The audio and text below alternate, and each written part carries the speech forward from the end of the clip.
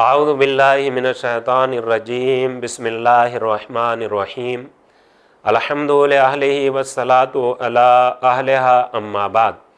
ناظرین کرام السلام علیکم ورحمۃ اللہ وبرکاتہ۔ ہمارا یہ خاص پروگرام کہ جس کا عنوان ہے درس نہج البلاغہ، اور ہم اپنے اس پروگرام میں مولا کائنات حضرت علی ابن ابی طالب علیہ السلام کے کلمات قصار آپ حضرات کی بارگاہ میں بیان کر رہے ہیں، اور ان سے کچھ اہم پیغامات، اہم میسیجز آپ تک پہنچانے کی کوشش کر رہے ہیں۔ اور آج ہم جس قول کی، جس سینگ کے بارے میں بات کریں گے، اس سینگ کا نمبر ہے 31۔ اس میں مولا کائنات حضرت علی ابن ابی طالب علیہ السلام سے ایمان کے بارے میں سوال کیا، اور سوال کرنے والے کے لیے قابل تعریف بات یہی ہے کہ انہوں نے ایمان کے بارے میں سوال کل ایمان سے کیا۔ دیکھیے، جہاں جو چیز ہوتی ہے وہیں سے وہ چیز ملتی ہے۔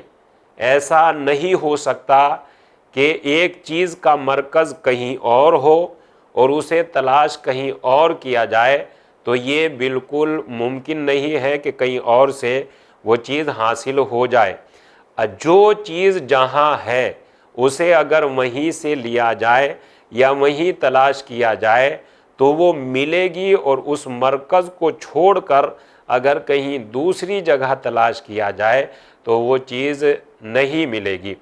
تو سوال کرنے والے کے لیے قابل تعریف بات یہی ہے کہ انہوں نے ایمان کے بارے میں کل ایمان حضرت علی ابن ابی طالب علیہ السلام سے سوال کیا، مولا ایمان کے بارے میں بتائیے کہ ایمان کسے کہتے ہیں۔ بسم اللہ الرحمن الرحیم۔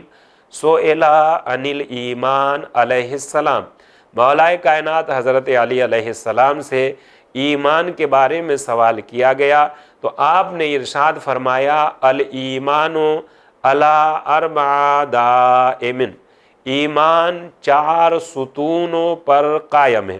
ایمان کے 4 پلر ہیں، ایمان کے 4 ستون ہیں، اور ان 4 ستون کے بارے میں الگ الگ آپ نے ارشاد فرمایا۔ ان میں سے پہلا ستون ہے علی الصبر والیقین والعدل والجہاد۔ ایمان ان 4 ستونوں پر ٹھہرا ہوا ہے، ٹکا ہوا ہے۔ پہلا ستون ہے صبر۔ صبر یعنی یہی قوت برداشت۔ صبر انسان کو ایک بہت اچھی صفت ہے کہ جو انسان میں اگر پیدا ہو جائے اور انسان اس صبر کے ساتھ، اس صفت کے ساتھ اگر متصف ہو جائے تو وہ اس کے لیے قابل تعریف صفت ہوتی ہے صبر۔ صبر کے بارے میں آپ نے ارشاد فرمایا ایمان کے 4 ستون ہیں، 4 پلرز ہیں، ان میں سے پہلا پلر ہے صبر، پہلا ستون ہے صبر۔ اب صبر کے بارے میں آپ نے ارشاد فرمایا وَالصَّبْرُ مِنْهَا عَلَىٰ 4 شُعَبٍ، اور صبر کے بھی 4 شعبے ہیں۔ پہلا شعبہ ہے علی الشوق والشفق والزہد والترقب۔ ان میں سے پہلا ہے شوق۔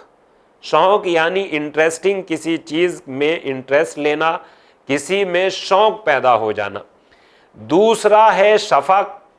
شفق یعنی دن کا اجالا رات کے اندھیرے سے جب مل جاتا ہے اور وہ ایک سرخی سی جو پیدا ہوتی ہے اس کو شفق کہتے ہیں، اور اس کا عام میننگ یا کامن میننگ اس کا خوف بھی ہو سکتا ہے۔ صبر کی 4 قسمیں ہیں، شوق، خوف، زہد اور ترقب۔ زہد پارسائی کو کہتے ہیں، اور یہ ایک بہت عظیم صفت ہے۔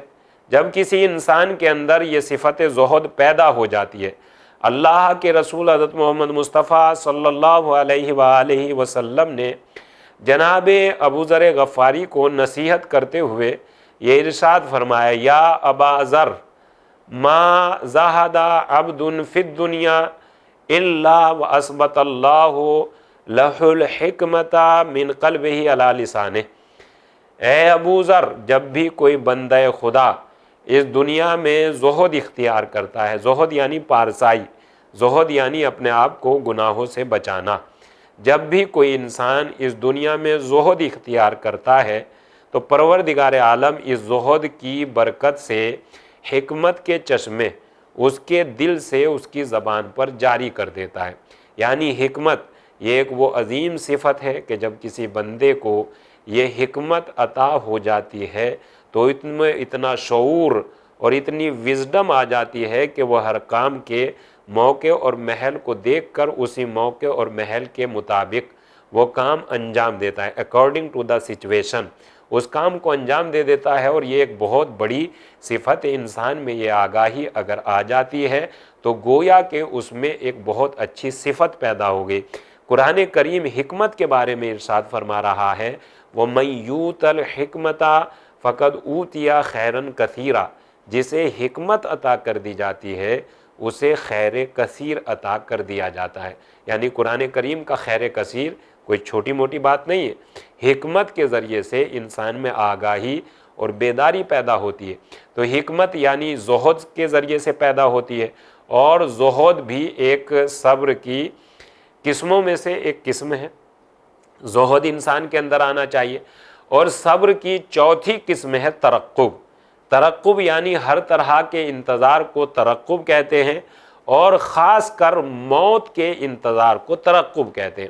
اب دیکھیں مولا کائنات حضرت علی علیہ السلام نے اس سلسلے میں کتنے اہم پیغامات دیے ہیں کہ جس پر ہر صاحب ایمان کو غور کرنا چاہیے کہ امام علیہ السلام کس طرح اپنے چاہنے والوں کو پیغام سنا رہے ہیں کہ جس پر انسان کو غور کرنا چاہیے۔ آپ نے ارشاد فرمایا فَمَنِ اشْتَاقَ إِلَى الْجَنَّةِ صَلَا عَنِ الشَّهَوَاتِ، پس جس میں جنت کا شوق پیدا ہو جاتا ہے تو وہ اپنی خواہشات پر کنٹرول کرتا ہے۔ جنت کا شوق، صبر کی چار قسمیں، شوق، جنت کا شوق جس میں پیدا ہو جاتا ہے وہ اپنی خواہشات پر کنٹرول کرتا ہے، اور اگر خواہشات پر کنٹرول نہیں ہے تو گویا کہ یہ ہے کہ اس کے یہاں جنت کا شوق ابھی پیدا نہیں ہوا ہے۔ تو جنت میں جانے کی آرزو یا جنت کا شوق، اس شوق سے ایک اثر پیدا ہوتا ہے، ایک عمل وجود میں آتا ہے، اور وہ عمل کیا ہے؟ کہ وہ عمل یہ ہے کہ انسان اپنی خواہشات پر کنٹرول پا لیتا ہے، انسان اپنی خواہشات کو قابو میں رکھتا ہے۔ پھر آپ نے دوسرے شعبے یا دوسرے پارٹ کی وضاحت فرماتے ہوئے ارشاد فرمایا وَمَنْ أَشْفَقَ مِنَ النَّارِ اجْتَنَبَ الْمُحَرَّمَاتِ، اور جس میں جہنم کا خوف پیدا ہو جاتا ہے وہ حرام کاموں سے اپنے آپ کو بچاتا ہے۔ اگر انسان اپنے آپ کو حرام کاموں سے نہیں بچا رہا ہے تو گویا کہ بآسانی یہ کہا جا سکتا ہے کہ اسے جہنم کا خوف نہیں ہے۔ جنت کا شوق بھی انسان کے اندر ایک عمل پیدا کرتا ہے، اور جہنم کا خوف بھی انسان کے اندر ایک اثر، ایک عمل پیدا کرتا ہے۔ جنت کا شوق کیا عمل پیدا کرتا ہے؟ کہ انسان کو اس لائق بناتا ہے کہ وہ اپنے خواہشات پر کنٹرول کرتا ہے، اور جہنم کا خوف کیا اثر پیدا کرتا ہے انسان کے اندر؟ کہ انسان حرام کاموں سے بچتا ہے۔ اور پھر آپ نے آگے ارشاد فرمایا وَمَنْ زَهِدَ فِي الدُّنْيَا اسْتَهَانَ بِالْمَعْصِيَاتِ، اور جو دنیا میں زہد اختیار کر لیتا ہے وہ دنیا کی مصیبتوں کو ہلکا سمجھنے لگتا ہے۔ دیکھیے جب انسان اس دنیا میں زہد اختیار کرتا ہے، اور زہد کا مطلب ہے پارسائی، زہد کا مطلب ہوتا ہے گناہوں سے بچنا، زہد کا مطلب ہوتا ہے مالک کی رضا میں راضی رہنا، زہد کا مطلب ہوتا ہے جو اس نے دیا ہے وہی ہمارے حق میں بہتر ہے، اس سے زیادہ اگر ہمیں مل جائے گا تو ہو سکتا ہے ہمارے لیے وہ بہتر نہ ہو۔ تو رب کریم جو ساری ذمہ داری اور ساری حکمتوں کا مالک ہے، اس نے جو ہمارے حق میں بہتر سمجھا اتنا ہمیں عنایت فرمایا۔ زہد کے بارے میں مولا کائنات حضرت علی علیہ السلام نے دوسری جگہ پر یہ ارشاد فرمایا کہ زہد کے بہترین میننگ یہ ہو سکتے ہیں کہ اگر بندے کو کچھ مل جائے تو وہ مغرور نہ ہو، اور اگر اس سے کچھ چھن جائے تو وہ مایوس نہ ہو، بلکہ دونوں صورتوں میں اپنے مالک کا شکر ادا کرنا چاہیے۔ मालिक ने मुझे कुछ अता कर दिया, ये उसका करम, और अगर मुझे कुछ नहीं दिया तो ये उसकी मसलहत, लेकिन मेरे लिए बेहतर यही था कि जिस हालत में मुझे मालिक ने रखा है। तो अगर इंसान इस दुनिया में ज़ुहद इख्तियार करता है तो वो दुनिया की मुसीबतों को आसान समझता है, चूँकि उसे ये मालूम होता है कि ये जो भी कुछ है वो वक्ती है। अगर मेरे पास नेमतें हैं तो इस दुनिया की नेमतें भी वक्ती है, इन तमाम नेमतों को छोड़कर मुझे अपनी दूसरी मंजिल की तरफ जाना है। और अगर मेरे ऊपर मुसीबतें हैं तो ये मुसीबतें भी वक्ती हैं, इन सारी मुसीबतों से निजात हासिल करके मुझे अपनी दूसरी मंजिल की तरफ जाना है। और आखिर में आपने ये इरशाद फरमाया, वमन इर्तक़बल मौता सारा इलल खैरात, और जो मौत का इंतज़ार करता है वो नेकियां अंजाम देने में जल्दी करता है। तो गोया के सब्र की 4 किस्में बताई हैं और उन 4 किस्मों के भी 4 असर इसमें बताए हैं। सब्र की पहली किस्म शौक़ है।